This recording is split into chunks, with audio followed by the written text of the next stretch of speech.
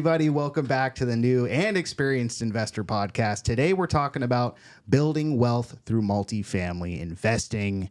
I'm one of your hosts. I'm Alex Barnett. I'm the new guy. And I'm Joe Holmes. I'm the experienced guy. Oh, yeah. We have an amazing guest here today. Like I said, we're going to be talking about building wealth through multifamily investing. This guy has, he's got the full hero's journey. You see it in the movies. You read about it in books. He's got such an amazing story. We had him at our meetup, actually, and I linked that in the description. If you guys want to see the full story, click on that link after this. But we're going to be talking mostly about building wealth through multifamily investing. I'm super excited. Before we bring him on, let's talk about our meetup. January 27th, Hangar 24, 6 p.m. It is this coming Monday. And we'll be talking about financial freedom through out-of-state investing. You owe it to yourself to come. Danny Bet Orr will be there. And he's also been on this podcast, so if you want to look that up as well. Absolutely. It's going to be a good one. You do not want to miss it. And I always like to remind you guys, this is a live show. So, you get the most out of it by showing up, interacting. You get to have, a way to talk to the guest. You got a way to talk to Joe, to myself at this time. So make sure, bring some questions. We pick a few of them at the end to get answered live on the show. It's one of our most requested parts. Excellent. Yeah, absolutely. So let's go ahead before we launch into the topic of building wealth through multifamily investing. Let's talk about 2 tips really quick. You want me to go first? Go first. You don't know what you're going to say. Yes, I do. Okay. I have a tip of the day. You don't want me to steal it from you. I don't want you to steal it from me. Here's a tip. Here's a fantastic tip for those people who are out there looking to purchase a home. Did you know that you could assume FHA and VA mortgages? And there are some out there that are at 2%, 2.5%, 3% with high loan amounts. I'm looking at one right now. I won't tell you where, but I'm looking at one now that basically there's $30,000, $40,000 equity in this place. It belongs to a person that obviously he needs to move out. He got transferred. So we're looking into that one as well. And I have a buyer for it. Nice. So tip of the day. If you want to find out where they're at and you want to work with me, reach out. Nice. Joe's always doing deals. Mine is, it's based off of something that I went through personally, and then also something that our guest is, he's going to talk about how you can work with him directly, but talking about mentorship. So when you're getting into your real estate journey, the best thing you can do is work with someone who has experience that can kind of just guide you exactly where to go, what mistakes not to make, hold you accountable. And we're going to talk about how you can work with our guests directly, possibly. Yeah. So that's my tip. Find a mentor. Yes. Cool. Good job. Thank you. So let's go ahead and bring our guest in, Mike Morawski. It's amazing to have you here.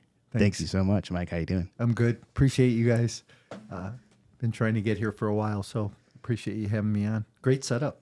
Thank you. Love this. Thanks so much. So quickly, like I mentioned, you were at the meetup. You kind of went through your whole bio. Maybe just do a quick bio and, introduce yourself to the audience, and then we can get into kind of what you're doing today. Yep.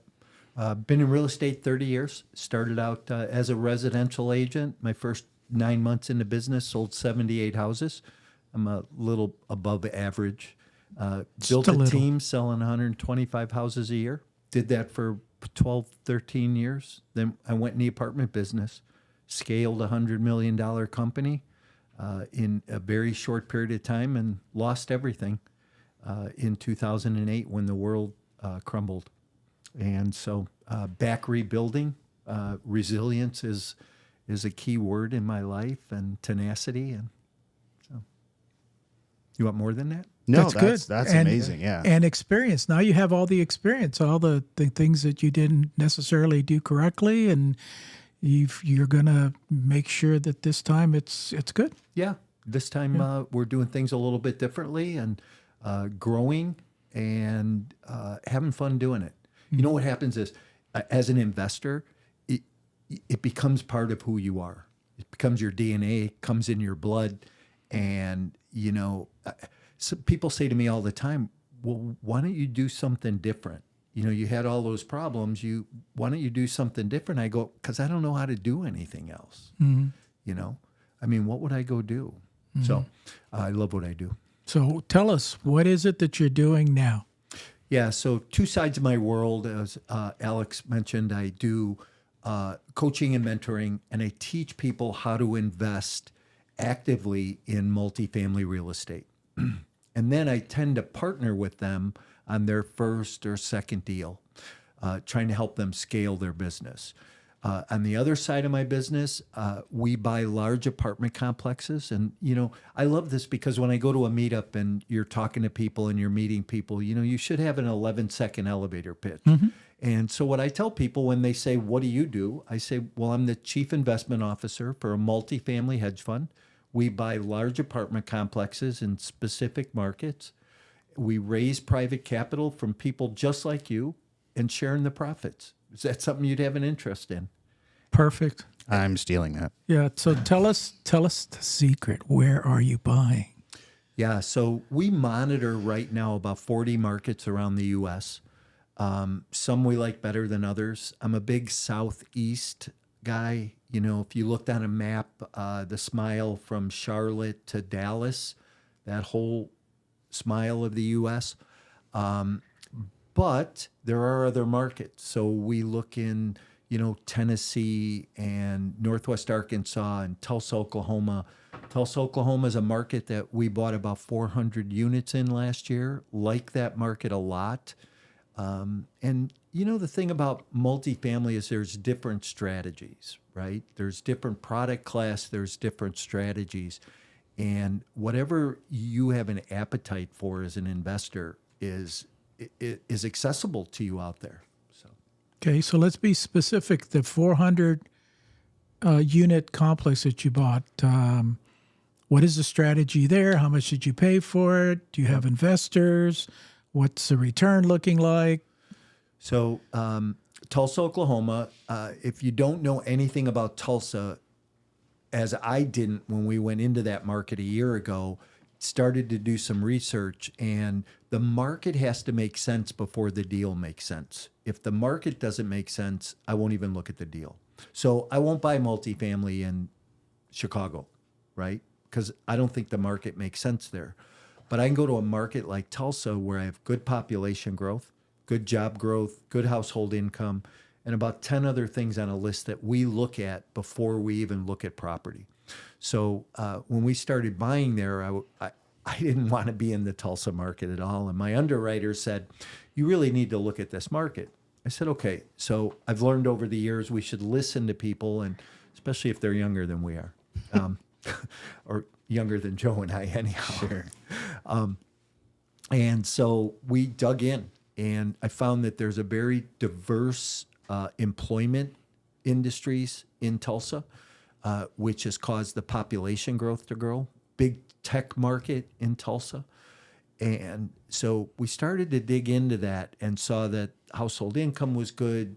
Population growth had grown consistently year over year for about 5 years. And then last year it jumped 10%, which is a big number for population in a market to grow. Household income grew. And it gives you that ability as an investor to have some certainty in what you're doing. So Tulsa is an interesting market for product because I think in 1990 they stopped building there. So all the product is older. Now there is some new stuff coming on these days, but you're buying 1960s, 1970s, 1980s product in Tulsa. And depending on the sub-market, because it's not just the market, right? Tulsa's a market, but there's about 8 sub-markets in Tulsa.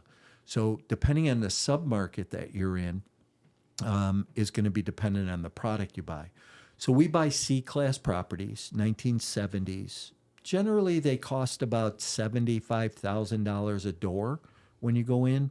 We're buying product between $55,000 and $65,000 a door. So I'm well under what average cost is, and I'm well under replacement cost. And then we go in, we do upgrades, put a lot of capital improvements into these properties, and then we hold them for 5 to 7 years, depending on where the market cycle is. You know, we're in a business that's cyclical, right? And you know, somebody said, actually, a Harvard professor, Glenn Mueller, wrote a book about market cycles, and he talks in that book, and he says that there are no geniuses in this business. There's market cycles, and what part of the cycle do you catch yourself in? You know, so those cycles go up 8 to 16 years, peak out, come back down 8 to 16 years, and there's 4 quadrants along the way.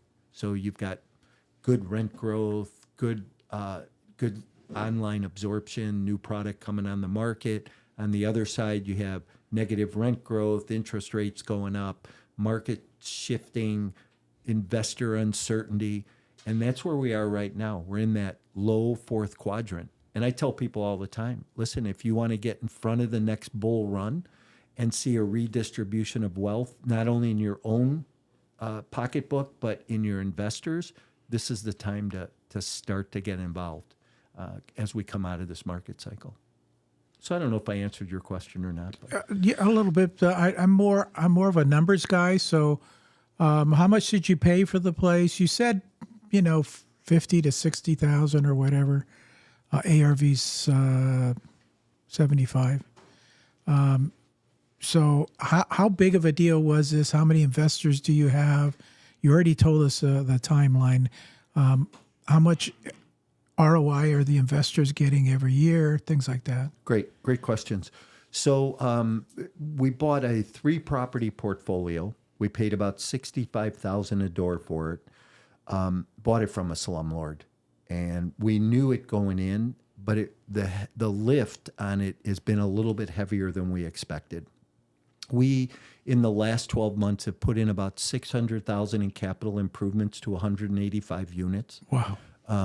We've had people get shot, people get stabbed. It is a bad product, but we have turned it around incredibly in the last 12 months. We paid about $12 million for that portfolio. When we turn around and sell it in 4 years from now, we will get out around $18 million. Now, what's interesting is we assumed mortgages, agency debt on these properties at 3.5% interest. Nice. As the market was going up and interest rates were hitting 7.5%. So I'm still below what cap rates are in the market substantially, which gives me the profitability side of that asset. So we have about 8 years left on those 3.5% mortgages. We know in 4 years we'll get out of these deals. Somebody else will want to assume those low mortgage rates, which will help us exit at that higher profit margin. A question about assuming. Did you actually assume the loans, take them subject to, did seller financing? So it's a little bit harder in the commercial multifamily space to do subject to. You can do it, and I have done it. I'll tell you about a deal in a minute that we did creatively. But we actually did an assumption. So it was about a 4-month process working through with the agencies to, it's Freddie debt. So Freddie wanted this operator out because they were so bad and wanted a better operator in. And because of our history and our experience, we were able to come in and do that assumption. Did you get any help from the city in any way? You said somebody got shot there and stuff. I would imagine that the police department or somebody at the city is knocking at your door saying, you need to do something here, and these are the services that we have available. Yeah. Nothing like that? Nothing like that, no. They don't offer any services. Tulsa has a very high homeless rate, and homeless people are always looking for a place to live, so you have a lot of break-ins. We had a situation where we had just finished rehabbing 4 units. We had them leased, people ready to move in. Somebody broke in, we went and the police came, our security came, we got them out. 2 of the 4 people that were in the units got arrested. The other 2 went back in and started the units on fire. Oh, Burned 8 units down on us. my Arson, gosh. you know. Wow. The good news is that, you know, and I had an investor tell me one time, he said the best investment he ever made was the building that burned down. Right? Yeah. Yeah. I used to have a partner telling me the same thing. Let's insure it to the max and torch it. You know? Yeah. I've heard that before. Classic exit strategy. Yeah. Right. Yeah. Always know what the end result is going to be. Yeah. So, but we had a great insurance claim. We're rebuilding and putting them back online. The good news is that we don't have to spend CapEx dollars on 8 units, and we have them upgraded even more as a result of this, and we'll be able to push the rents. So because of the amount of product we own in the market, we become more of a product maker, market maker, than have to follow the market. So we're able to, we have one complex that's, because lease up has been so good because of our repairs and upgrades, that we are able to actually push the rents. So when we took over, our rents were on a 2-bedroom townhouse about $575, $625. Today we just changed our rents to $1,100. Oh my gosh. So we've made a major push in that market, and like I said, we become a market maker. So definitely not in California. The police are not going to come here and kick anybody out. It's on you. Right. So I'm glad to hear that it was handled that way. Red states. Yeah. I like red states. Okay. Yeah. Because Okay. the tenant laws are better. Yes. You know, I'm not, I don't want to get into any politics or political stuff, but because the tenant laws are better, where, and I've never done anything in California, but I know Chicago's a lot like California. And if you have a tenant, it could take you 9 months to get somebody out, where I can have somebody out in 3 weeks. So, nice. Yeah. Have you ever watched or heard the series called Tulsa King? I have. Is it anything like that? No. No? Maybe Mike is a Tulsa King. Have you seen Sylvester walking around or anything? He does not record when they do the Sylvester Stallone stuff. Yeah. He does not record in Tulsa. He records in OKC, Oklahoma City. Okay. For whatever reason, he doesn't want to go to Tulsa. So, but they do other stuff in Tulsa. Yeah. They're, but he's just never there. So, kind of funny. But Sly can do that, He's earned it. yeah, right. I love that series. Yeah. Yeah, I've watched this 2 years worth, and Yeah. Can't wait till it comes back on. Yeah, I know. I blow through it in one day. It's like, they release 7 or 8, 10 episodes, and it's all gone in one day. He's such a great actor. The people that he has surrounding him. But anyways, back to multifamily. So, what's your investor mix in this type of a deal? And are they putting a lot of money down? You said you were getting some financing. You assume some financing. Yeah. So, you guys know that, I built that big company, got in trouble, wound up, and part of my problem was I was over leveraged. And, I was 85% loan to value on deals. I had no equity, no forgiveness. Today, we don't do deals unless we're 65 to 75% LTV. Okay. So all these Tulsa deals were about 73% LTV. Okay. On them. Is that loans that you assumed, or is that investor money coming in, or both? Loans that we assumed, and the other chunk of money that we get is investor money. So then we go out and raise capital. So we'll bring a deal to the market. We'll open it up as a 506B for non-accredited investors. We'll typically give our non-accredited investors an opportunity to invest.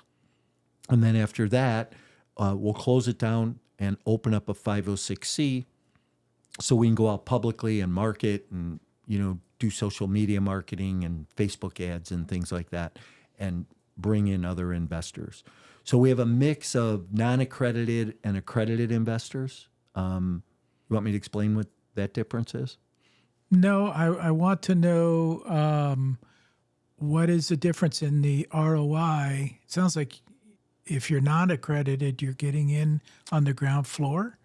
Yeah, all the same returns. Oh, okay. So when I bring a deal to the market, I want to make sure that I'm hitting a mid-teens return for my investors. Okay. So if I can't bring something out that is going to pay my investors a 17% per year IRR, which is different than ROI, right? IRR is the time value of money. How much time is my money tied up? So it's actually a little bit more than what ROI would be. So I hit a 17% IRR. Along the way, they get maybe a 7% preferred return. So they're getting cash flow along the way. Rents come in, expenses go out, debt service is paid. We have money left over. We distribute that back to the investors. Sounds like a plan. That sounds good. Yeah. I noticed that you have a tagline that you say, multifamily is better than single family. Why is that? Okay. Great question. It's the economies of scale. I've owned 200 single family homes. And although we did okay with that portfolio, you had 200 roofs, 200 furnaces, 200 hot water heaters, vacancies. The biggest pain is if somebody doesn't live in a house and you have a $2,500 mortgage and you have a couple of months of vacancy, that's coming out of your pocket. Or if I have a 200-unit apartment complex, I maybe have 5 roofs, 5 furnaces, 5 hot water heaters, and if I have a 20% vacancy, a 30% vacancy, I can still pay my mortgage. I can still pay my bills. So it comes down to the economies of scale and spreading your risk across a number of units. It's just like with management, right? Property management. I don't have all my units in one portfolio. I have a couple of different businesses, and my property management is spread across all those businesses, which lessens my cost, my exposure.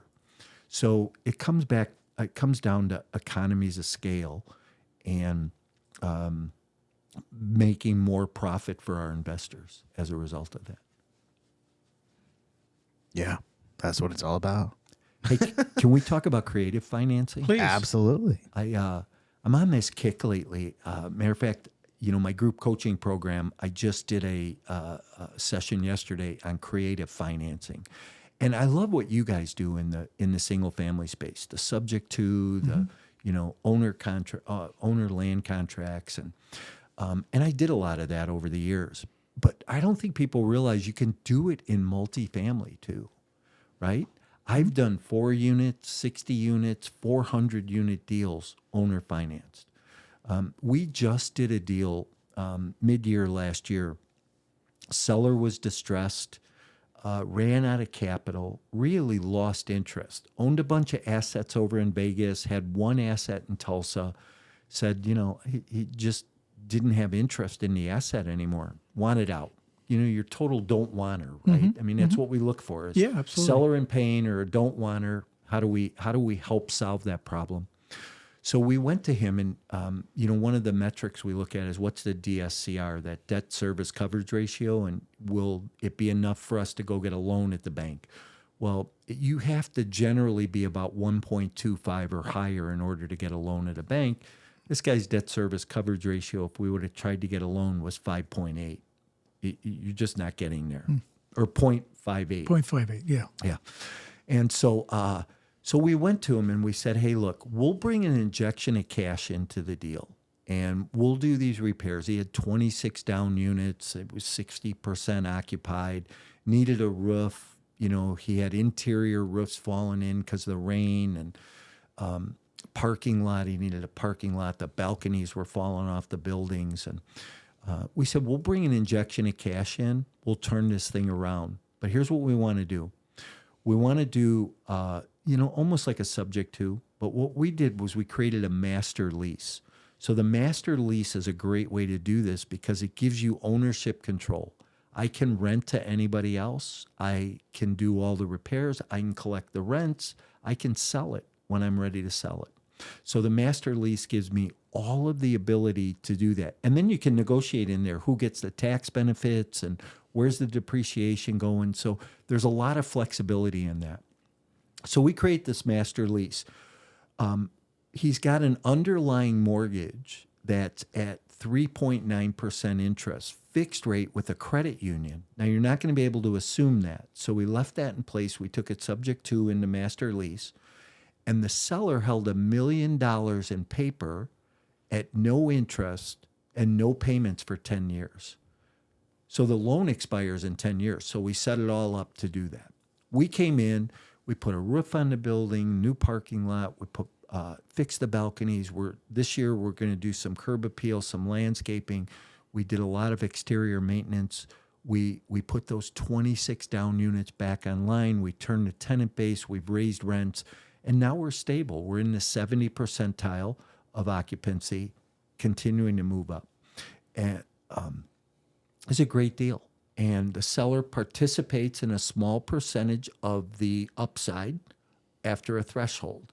So we drew a line in the sand and said, here's where we're at today. Anything above this, you get X amount as part of the profit. And he was like, do it, And for the seller, what's the worst thing that can happen, right? Is he lessens his exposure. Now he doesn't have to pay interest or pay attention to it. And we've created a win-win situation. And the seller gets some tax breaks because he still owns it. And we get some tax breaks and get to do some write-offs. And we have a performing asset. Yeah, I think that's great. Amazing. Everything's negotiable in real estate. Exactly. And when you're working directly with the seller and you're kind of outside of the banks and the lenders, you're able to move a lot quicker. You're able to find his pain points and create the solutions that much faster, creating the win-win. Right. Now, let me ask you about a pain point. Nothing related to what you're doing. Alex and Lauren, we're looking at a deal in Hawaii. Mm-hmm. And it's like 15 units, right? 15 bedrooms. 15 bedrooms. It was three levels. It was a multifamily originally, and the family turned it into one large dwelling with 15 rooms. Okay. 5 bathrooms. The sellers are in their 90s. And they're getting a divorce. And so my question is, they're 90s and they're getting divorced. They're 90s getting it. What's the motivation there? I have my thoughts, but what do you think the motivation is there? 20-year-old? I don't know. Oh, yeah. I mean, I did mention that, but I'm thinking like, you're in your 90s, any day that you wake up is the best day in the world for you. I don't think it's money. It can't be money, and I'm sorry if you're in your 90s, everything's not working. So I don't know about a 20-year-old, Joe, sorry. My mom turned 91 yesterday. Oh, wow. Good for her. And I don't see her trying to, my dad's been dead for years, I don't see her trying to, get on the dating maneuver scene. her way out of a deal like that, Yeah. So I don't understand, because I like to understand motivation of people. That's what I love to do. I don't see what the motivation is here. Nobody knows why. That's just the backstory. Anyway, that's a crazy story. Off the topic. Off topic. Win-win. Always create a win-win. There it is. Right? Yeah. If you walk away, I always tell people when you're doing a creative deal, if you walk away from the table feeling like you got the upside and the seller got the downside, what did you gain really? Mm-hmm. But if you walk away and the seller got the upside and you got the downside, you're going to feel like crap about that. So always create a win-win in everything you do, Good advice. Yeah. How has your approach to multifamily investing evolved since the beginning of your career? It's a great question. I've always wanted to be in multifamily. I had a construction company before I went into real estate. And some of what I did was we were subcontractor for a couple of large syndicators in the Chicago market. And I saw what these guys did. And I understood that you raise private capital, you marry it with a great real estate deal, you stay in the middle. And these guys built an empire. Matter of fact, short story, inland real estate. 4 high school teachers bought their first multifamily 4-unit in Chicago. Today, they're one of the largest REITs in the world. They're in 80 countries around the world, every product class. So, just imagine what you want to do and where you want to go, right? But I watched these guys and I said, man, I could do this business. I was a carpenter. I knew how to read blueprints, but I was always intrigued. I went into real estate. If I had it to do all over again, I would have went right in the apartment business from day one. And like you said earlier, I would have got a coach, right? I would have got somebody to help me do it. Because when I spent 15 years on the residential side, and then when I went in the multifamily side, I thought, oh, this will be an easy transition. I'll get it. And the first time somebody said cap rate or NOI, I went, what? So I didn't get it. I didn't understand it because that's not the language on the residential side. But over time you learn. So, you learn the language, you learn the anatomy of a syndication, you learn buying strategies.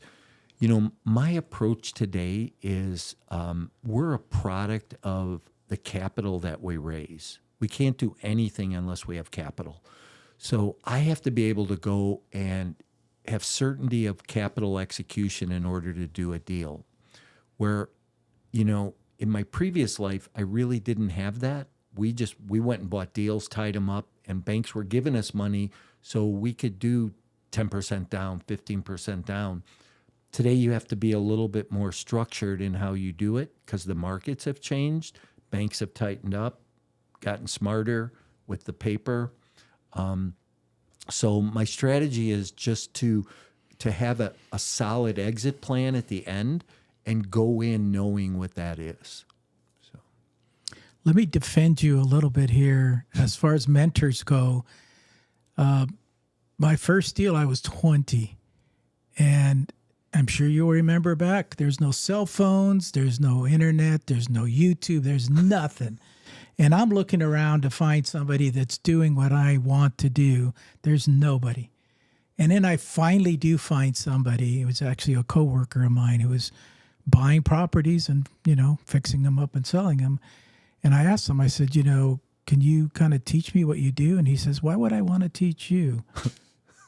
You're my competition. Why would I want to teach you? And I think that's why I give back to people more now because of what he said back then. But to defend you, there was no mentors back then. There really wasn't. It's not like today where you can jump on ChatGPT and find a bunch of mentors in your area or whatever. So that's what I experienced. Yeah. Just so you don't feel like the only experienced guy here, Okay. age-wise. My first experience at real estate was I went to a Robert Allen seminar. Remember him. And this is back when they would have, they'd do 6 events, 6 half-day events. It'd be on the back of the newspaper. You could go to this hotel or this hotel. What's a newspaper? Yeah. Yeah. There you go. Throw me under the bus. Yeah.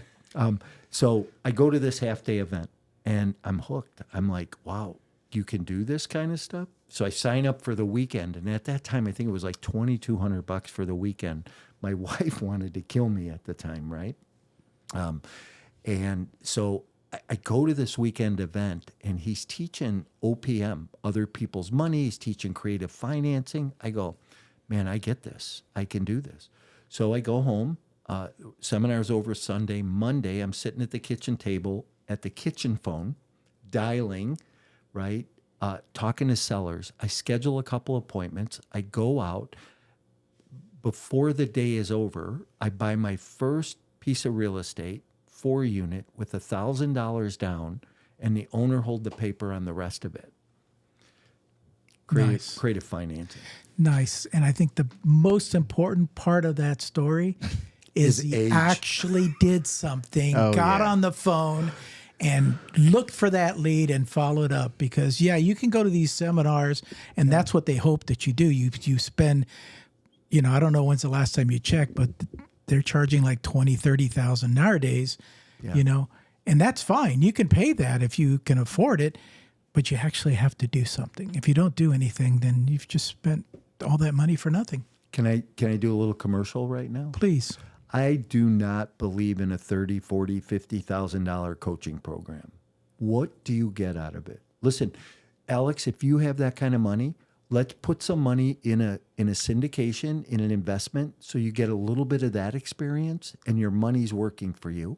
Spend a little bit of money on coaching. I have a coaching program. I have a one-on-one partnership program that I don't charge anywhere near that for people. And my hopes is that people learn, take action, and get into business, and that I help them get that first or second deal done. Yeah. I've talked to people that have spent like over $100,000 on mentorships. It's like you could have bought multiple properties with that and learned that way. Right. Yeah. But it's, And haven't taken taken action. So yeah, you can make any mentorship you take or, purchase or whatever you want to call it, you can make it work for you if you take the action and get the return. But Right. it's it's going to always be the top 1% that kind of actually does something. Unfortunately. Yeah. I don't know. It is. Yeah. I mean, when you see somebody transform their life, let's say you're working with them, what does that do for you on an emotional level? Oh my God. It's amazing. I'll give you an example. So I was working with a client for 2 or 3 months, and he just wasn't getting it. He wasn't getting the underwriting piece. Underwriting's a big thing, what we do. Mm-hmm. It's just a fancy word for saying we analyze a deal, right? But I have a tool that we built over 20 years that, you put rents in, you perform a rent, you put construction costs in. What's your return on construction going to be? What's financing going to be? What's refinancing look like? And it blows it out 10 years. What I would sell the property at, what the unit cost would be, what my cap rates are. I mean, it tells the story, and this is what you build your business plan on. This poor guy just wasn't getting it. One day we're on a call and we're on Zoom, and he looks up at me and he goes, "Oh my God, I got it." And it was like somebody turned a light bulb on, right? And I could see the expression on his face, and I was like, holy shit, he did get it. Can I swear? Yeah, it's fine. I was like, he got it. And, it's a feeling of exhilaration. So I have another client, just another quick story. We worked together for maybe 6 months. Chiropractor, comes from the chiropractic industry, does some fix and flips, residential. So heard me speak at an event, got in my coaching program. 6 months in, we do our first multifamily deal. And to be at the property with her and do the due diligence and walk the property, and just her excitement about, I just love that, right? I feed off of that. And so it's always great. That's a great question, Nobody's ever asked that. I've been on 300 of these podcasts. Yeah, no, I mean, it's got to feel good to see, people doing pretty good that you taught from nothing, so. Well, that's kind of your story, the Zoom story. It's COVID, and I'm doing a Zoom because my meetups are, no good live in person anymore. So I'm doing a Zoom, and I see Alex, and Alex is kind of like, Joe, don't call on me, Joe. Like, I'm here to listen, but like, and I can see that, and I go, hey, Alex, what the heck are you doing? Tell us a little bit about yourself. And so he does. And I says, what? I think you should meet. So we did. And here we are 3 years later, multiple flips, podcast, 4 years. Oh my gosh. Time flies. Mm-hmm. I'm getting older by the day. Pretty much we all are. Yeah. So, no, it is a good feeling. It really is a good feeling. Yep. Now I'm passing it on to the noobs. Okay. Yeah, I always tell people that's so true. You don't open your mind up or make any room to learn anything new unless you give it away. So you you have to teach somebody else what you've learned and what you do in order to make space in your mind to learn something new. That's a good point. Yeah. What sort of trends do you see, getting back to the multifamily? What trends do you see in multifamily that you're sort of tracking, that you're kind of making business decisions on today? So one important thing to watch for is a negative yield curve, and that happens when your interest rates are higher than your cap rates. You generally want to buy a deal where your cap rates are higher than your interest rates, because then you know you're going to cash flow.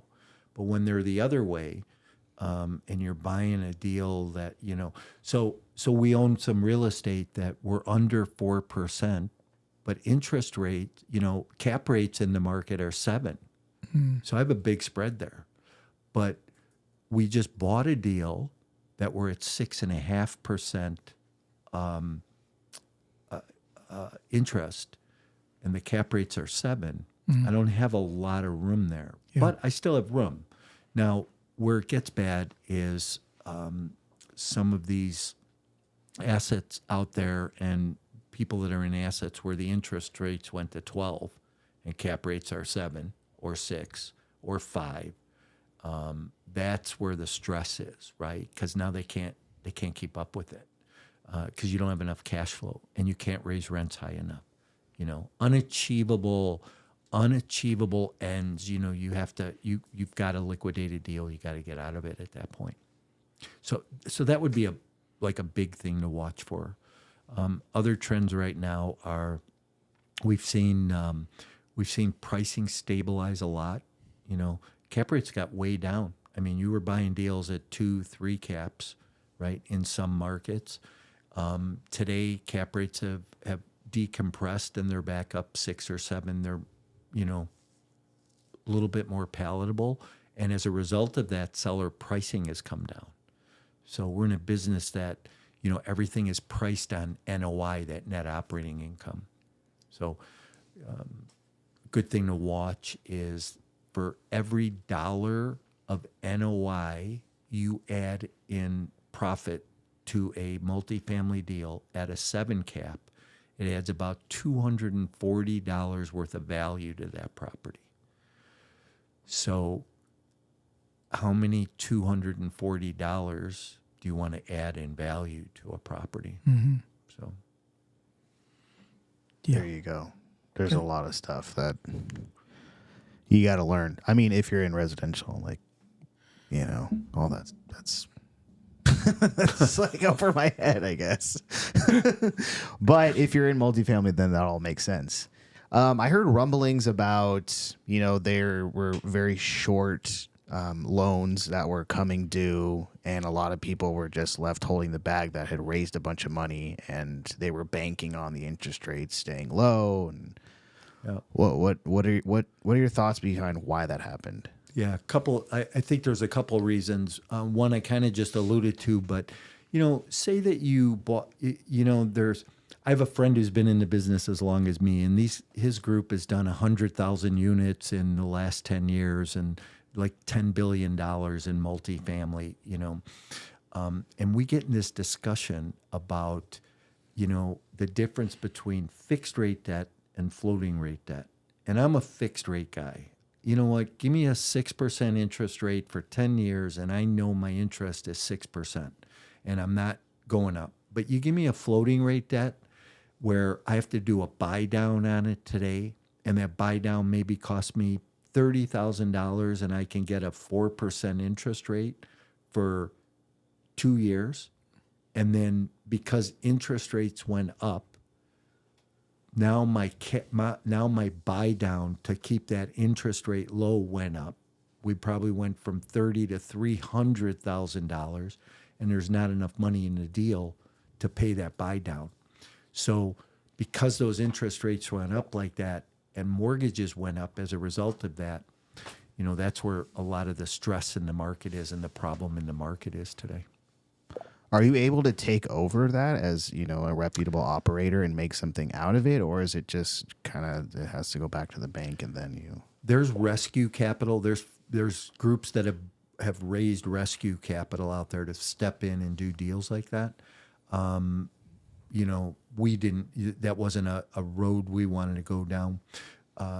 In a lot of these cases today, you're seeing a lot of negotiations happen behind closed doors with the banks, with the lenders, with agencies. Deals are trading and they're not even hitting the street.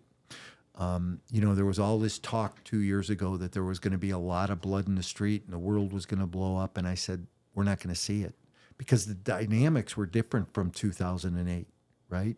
And we weren't going to see the same amount of stress.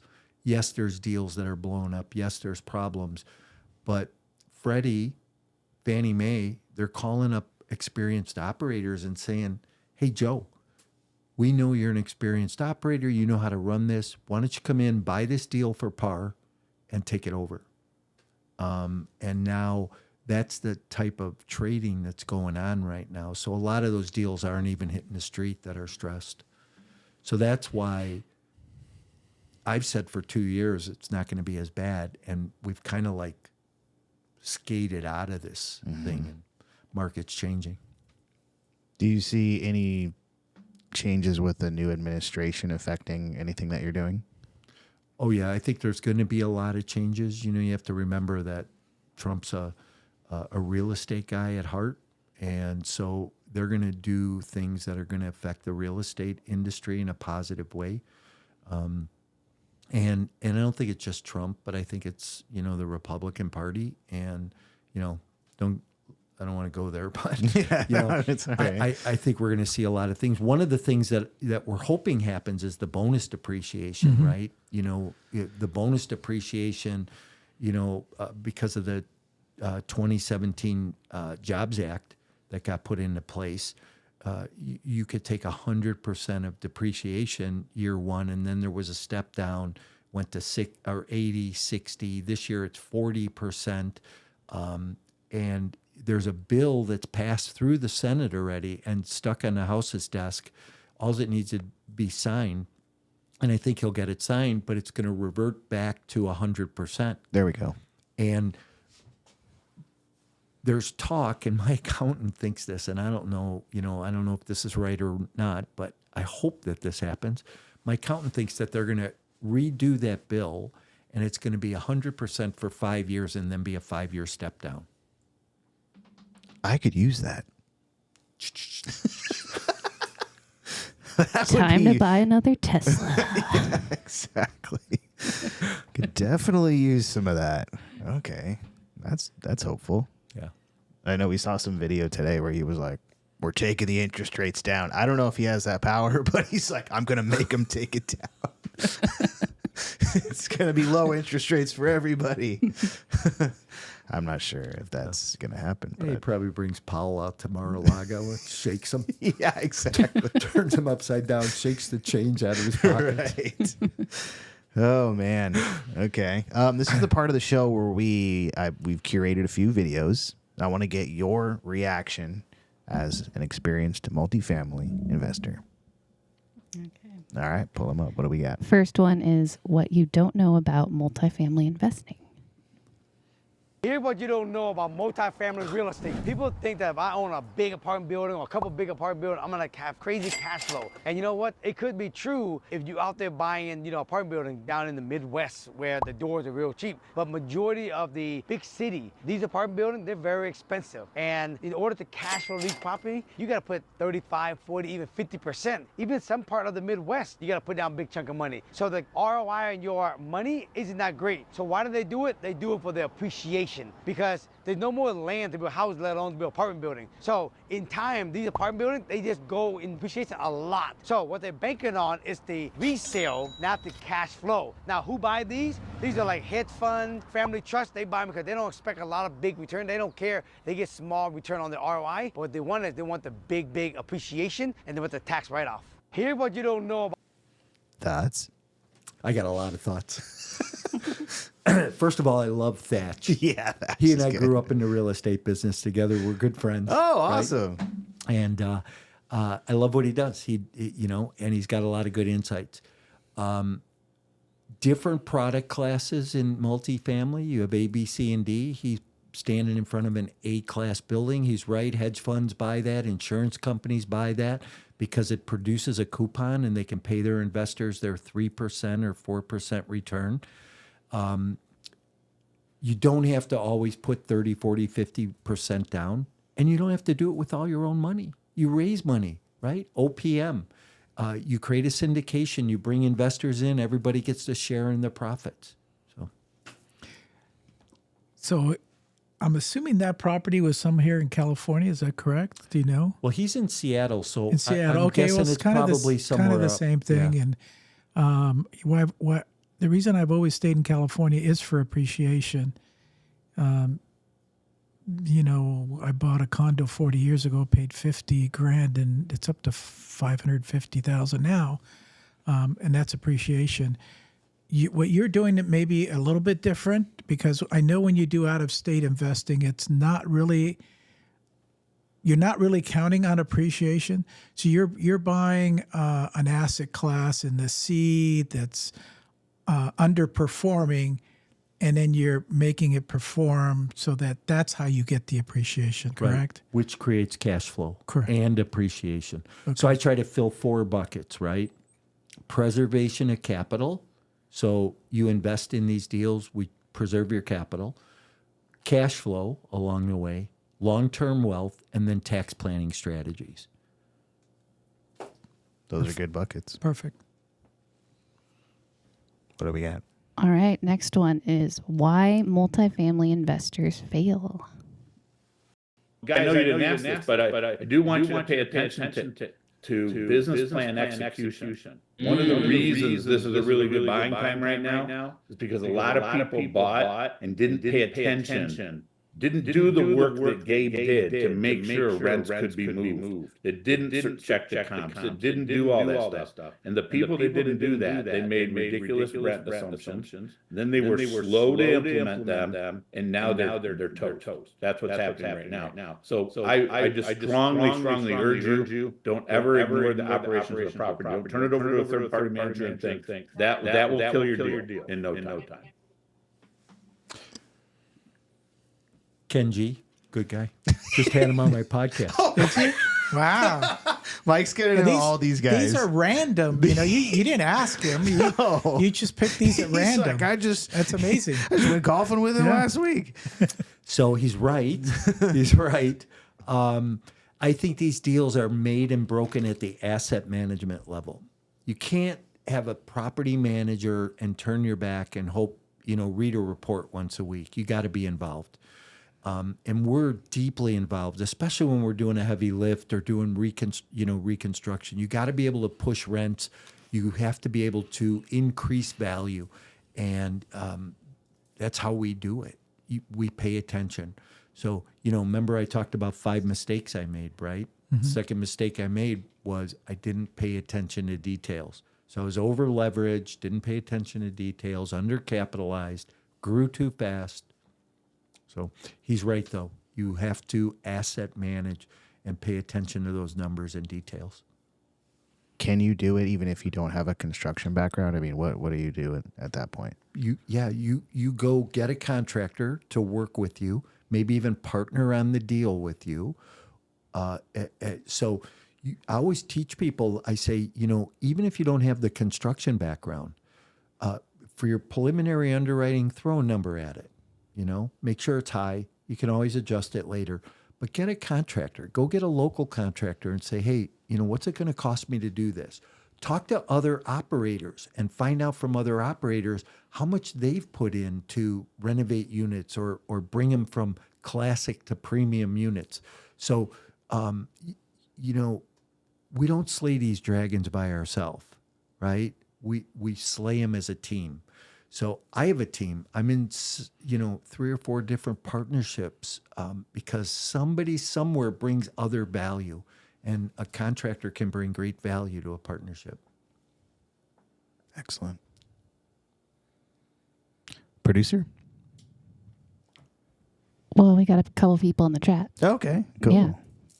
Liz is in the chat. She says, "Hi, how is everyone doing?" Hi, Liz. Hi, Liz. We're doing well. Doing great. And then Stephanie's in the chat. She asks, "Where are the multifamily properties at 5% cap rate that are coastal with pedestrian access to the beach?" The Philippines. Oh, nice There you go. answer. There you go. And we can move you there next week. We'll all chip in and pay. Yeah. Nah, you know what? I'll do it. I'll just Okay. pay. Joe I'll just will pay. Yeah. Oh, There you go. There you Economy class to the Philippines. So yeah, Nice. there we go. Cool. Do we have any other videos? We're having some sound issues. with Oh, them right okay. now. Yeah, Gotcha. sorry. All right. Well, then there you go. The two guys that Mike knew personally, of course. But that definitely, shed some insight on it. And it kind of reminds me of, same thing doing a flip. It's like you got to be hands-on. I think people get into real estate with the idea of this financial freedom, passive income, the buzzwords. And the idea is that I'm just going to put some money in and this other guy will do it and I'll get some money back. But I think the only way to actually do that is to join a syndication where you're just getting the check. Right. And you can do that, right? So you can invest in a syndication in one of these deals and walk to your mailbox once a week, provided you have a good operator, or walk to your mailbox once a month, once a quarter, mailbox money, right? You get a return. Or you sit in a deal for 4, 5, 6, 7 years and get a promote part of that profit. But if you're the operator, you can't do that. It's like Ken said, you've got to be able to operate that property, make sure that everybody's doing what they're supposed to be doing. Well, and you said something kind of important there. You said you can walk to your, the mailbox and get the money, provided you invested with a good operator. Right. So even there, you can't be passive. You're going to have to do your due diligence on even the operator right. and the syndication, because you hear about it all the time. Yeah. Things can go sideways. Well, and in real estate, it's risky. There's no way around it. Right. So, I got a quick question before we head down the road. When you're mentoring somebody, do you, I'm sure you tell them, hey, do this, do that, do that. This is the way to do it. Do that, and constantly saying that. Do you let them get to the point where they're not listening to you and you let them fail? Not a big fail, but a fail that they wake up? So I believe in accountability. I've personally had a coach in my life for 20 years. I got coached in the real estate business, and I think I grew my business every year 20 to 30% because of my coach, because of the accountability piece. I can teach you what to do, but if I don't have you do it and then hold you accountable to those actions, you're going to fail. And then it falls back on me. So if I teach you something, okay, so let's say we're underwriting, and part of the process is, hey, go out and build some relationships with a commercial broker and get on a buyer list. So in order to do that, you need to know how to go build a relationship. You need to know what your buy box is. So, if somebody says, if I call a broker in a market and he says, hey, what's your experience? I say, listen, we've done over 100,000 units in the last decade, and we're in a couple different partnerships. Here's what my buy box is. I look for garden style, multifamily, Class C and B product built 1990s or newer, 150 units or bigger. I want to have 1.5 parking spots per unit. I need a swimming pool. I want a tennis court. I want something that's value add. I know what my buy box is. So if you can say that with confidence, now you get on that guy's buyer's list. Now those deals come to you. Now you have to underwrite those deals. So I'll stretch somebody and I'll say, hey, go to the market you want to be in. This is the market you've chosen. Go to the market, build 5 relationships with commercial brokers. Now you have to come back the next week and say, I did that or I didn't do that. And when you come back to your coach and you didn't do the action, you I always felt like, what bad. Why did I not do that? I wanted to say something else, but might not be appropriate. So I think my clients do the same thing. And then, I'll work with them and we'll work over a 4-week period underwriting, right? We'll put the income in, we'll put the construction in, we'll put the financing in, we'll put the expenses in. And then I have them go and do it themselves. And now this week, underwrite 1. This week, underwrite 3. You're building a muscle. So by holding somebody accountable and having them come back, just like when I was selling real estate, right? My coach said, okay, this week you're going to make 25 contacts. Next week you're going to make 50. This week you're going to make 100. Now you're going to make 100 and 100. And I have to keep going back, a day, by the way, 100 a day. I made 20,000 cold dials a year. I knew I got paid $20 a dial. So I knew my numbers, right? And I think you have to know your numbers in anything, especially when we're raising capital in this business. So they say the biggest fear in the world is public speaking. I think the second biggest fear in the world is telling somebody, I'm a real estate investor, we syndicate deals. Are you interested in investing, right? So you have to teach people to do that, build relationships, and stretch them to go do more. Thank you. Yeah, I that's great. What do you do? I mean, do you ever have somebody they keep coming back, they're not doing it? I mean, is there anything you do at that point? Yeah, I have told people, I don't think this is going to work for you, and shuffle them out. Yeah, because people get addicted. You have to. Yeah, they just get addicted to the education, and then they don't. Yeah.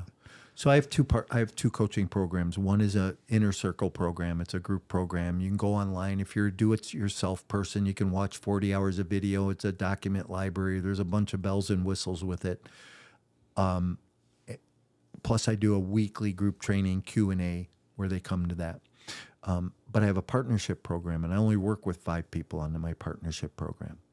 And these are the people that want it. They're the ones that the light bulb goes on and go, oh my God, I got it, right? They're the people who really want it. So I don't run into that a lot with people not doing it, That's good. Well, you have to weed through a few to get to the Right. 5 that you want. Right. Now, you also wrote a book, because I know it's down there. You want to grab that book Can I and show it? tell us about your book? Yeah, please. So this is my 3rd book. Nice. This one is called Multifamily Investment Secrets, Your Explosive Guide to Wealth in Multifamily. Amazon bestseller. If I can toot my own horn, 7-time bestseller on Amazon, 3-time bestseller internationally. Way to go. It will walk you through everything you need to know to go do this business. And again, creative financing. I talk about a 450 unit deal in here that we bought, seller financed creatively, subject to a $12 million underlying mortgage, So it'll change the direction of your business. If you are somebody who wants to go in the business and you're not sure if you want to go into business, read the book, Listen, it's $4.95 for a downloadable version. Go to multifamilyinvestmentsecrets.com. You get $999 worth of free bonuses with it. So, Dang. did I give you a It's a copy? deal. No, not yet. You want one? Yes, I would. Thank you. Yes. Joe. It only took 68 episodes for a guest to bring us a gift. Joe, that I brought nice? you one That's too. very Thank you. I nice. appreciate Thank it. you. Thank I you. love that. I'm so sorry, Yeah. Miss Producer. Thank you. Oh no, we Oh, read don't- They together. share everything. Yeah. We read together like this every night. So She reads to him at night. pretty much. Plot twist, I can't read. Just kidding. Thank you. That's great. Thank Yeah. you. Yeah, absolutely. Okay, well, you guys, we just scratched the surface of all this. This Mike is a wealth of knowledge, and I strongly suggest that you reach out to him. What's the best way for people to get a hold of you? Yeah. So if you participate in social media, any platform you can find me, Instagram, LinkedIn, Facebook, or you can send me an email at mike@mikemorawski.com. You can go to my website, mikemorawski.com, or go get the book at multifamilyinvestmentsecrets.com. Perfect. Yep. Yeah, and And I love the network. I love to just chat with people, and that's how we met, right? Yes. I love the network, and Yeah. you and I went to a black tie event. Yes, we we had a did. great time. We Awesome time. got to Joe meet talked each other. about it for a Yes. long I time did. after that. I did. Yes. We spent some time in the limo together, Yeah. Yeah. which was a whole nother story. We should do a whole podcast on that. Okay. I want to hear about that. We sat behind the presidential desk at Nixon Library, Nice. acted like we were president. Perfect. Yeah. It was a great dinner. It was a great dinner. It was Yeah. a great dinner. Yeah. Good information. How do I? And if you get like an involved? economist, a lot Yes. of charts, a lot of graphs. Yes. I like a good economist. what do you got to do to like? How do I get involved in that? How do I get an invite, guys? You Can't gotta tell be you on the show. old. You got to be old and know the person that invited you. Oh man. Karin Hall, okay, who does URA, is it? URA self-direct or UDirect? UDirect, self-directed IRAs, Okay. 401ks and stuff. All right. Little plug out to her. Okay. We've known each other for quite a long time. She just invited me, and then that's where I met Mike. You know, All right. Well, Yeah. guess I'm not going. Okay. Thanks. Yeah, Joe has these people. He's like, I've been working with them for 40 years. I was like, Yeah. Wow. well, just like Mike, I you know, know. it's like on the videos. Oh, I know this guy. We had him on my podcast last week. Yeah. Yeah, that's nice. How can people? I was kind of hoping for a few more videos. I know, actually. yeah. I was like, Sorry. I was gosh. on a roll. Yeah. Maybe we'll play the last one, and then you'll know the guy. Where can people find your podcast? Thanks for asking. So I have a couple different podcasts. Multifamily Unplugged airs on Saturday mornings at 10 a.m. Central. So might be a little early for some West Coast people, but and then I have and that's a video cast. So you can go there, or you can go to my YouTube channel, and it'll be on there also. And I have a podcast that's called Insider Secrets, the home of the passive investor. So Apple, Spotify, all those platforms. Love it. He is everywhere. So make sure you guys connect with him, and we will be back next week. Next week. Before then, make sure you guys make it out to our meetup at Hangar 24 on Monday. Monday, it's not going to rain. Just come out. Come out. Everything's Not gonna fine. rain. We'll have umbrellas and heaters. There We'll you be go. fine. We'll be good. Okay. Thank you so much, Mike. Appreciate it. Appreciate you guys. Thank Thanks you, for having Mike. me on. It's been fun. Yeah. Thank you. See you guys.